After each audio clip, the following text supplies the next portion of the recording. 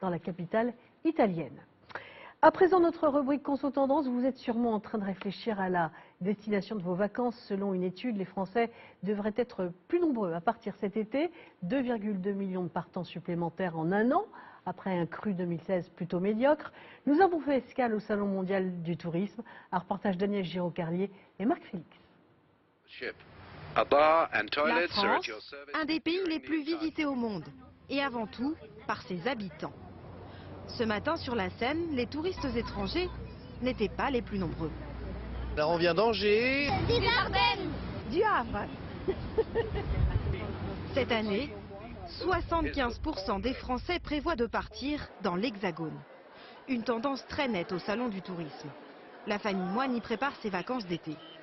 Comme plus de la moitié des Français, ce couple choisira le bord de mer, mais pas forcément la plage. Il se laisse tenter par une randonnée en Bretagne. On était vraiment statique et les enfants grandissant, quoi, on se dit voilà, il faut qu'on s'y remette, on a envie de remarcher et d'intéresser nos enfants, quoi. Vacances très nature, montagne, tourisme fluvial, l'originalité à la côte. Mais le budget reste serré, 2 156 € en moyenne par famille. Cet été, les hôteliers auront de la concurrence. Certains opérateurs de vente en ligne de location comme Airbnb ou Abritel ont une augmentation dans les intentions d'utilisation de ces plateformes de 40% en un an. C'est tout à fait considérable. Et pour ceux qui préfèrent l'exotisme, les tendances ont aussi changé.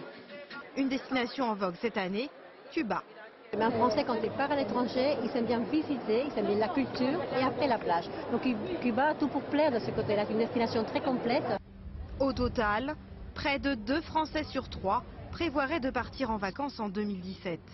C'est un peu plus que l'an passé, mais l'embellie reste à confirmer. En revanche, pour des vacances à la montagne,